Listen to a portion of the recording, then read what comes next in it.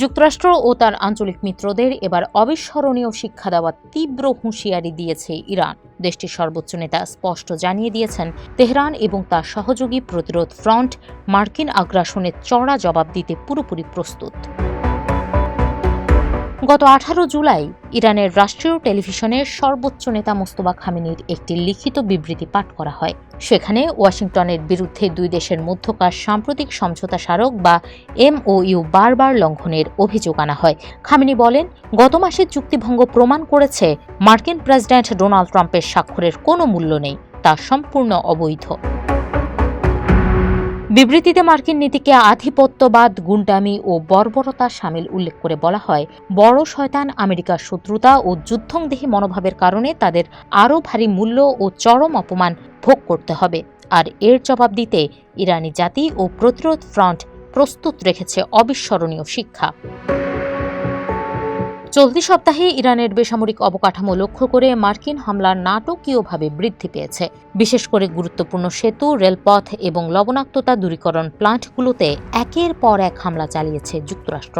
তবে বসে নেই তেহরানও।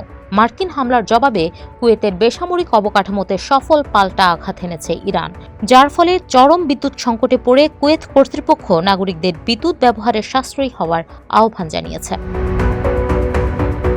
গত ফেব্রুয়ারিতে শুরু হওয়া এই মার্কিন ইসরায়েলি যুদ্ধকে নিজেদের অস্তিত্বের লড়াই হিসেবে দেখছে ইরানের জ্যেষ্ঠ নেতৃত্ব। ট্রাম্প প্রশাসনের ক্রমবর্ধমান চাপের মুখে তেহরান নতি স্বীকার করার কোনো লক্ষণই দেখাচ্ছে না, যদিও পর্দার আড়ালে থেকে আঞ্চলিক দেশগুলো যুদ্ধ বন্ধের চেষ্টা চালিয়ে যাচ্ছে। এদিকে যুদ্ধের উত্তাপ ছড়াচ্ছে বৈশ্বিক অর্থনীতিতেও। খবর আসছে, ইরানের সমর্থনে লোহিত সাগরের কৌশলগত প্রবেশদ্বার বাব আল মানদেব বন্ধ করে দিতে পারে ইয়েমেনের হুথিরা। এমনটা হলে তা বিশ্ব জ্বালানি বাজারে বড় ধাক্কা দেবে, যা যুক্তরাষ্ট্রেও মুদ্রাস্ফীতি ও ট্রাম্প প্রশাসনের ওপর অভ্যন্তরীণ রাজনৈতিক চাপ বহুগুণ বাড়িয়ে দেবে।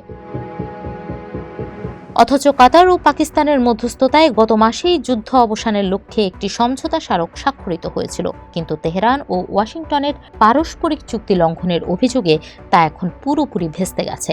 যুদ্ধ পরিস্থিতি আরও দীর্ঘায়িত হওয়ার আশঙ্কায় ইরানের সর্বোচ্চ নেতা খামেনি দেশের জনগণকে সতর্ক ও সক্রিয় থাকার পাশাপাশি নেতৃত্বের উপর আস্থা রাখার আহ্বান জানিয়েছেন।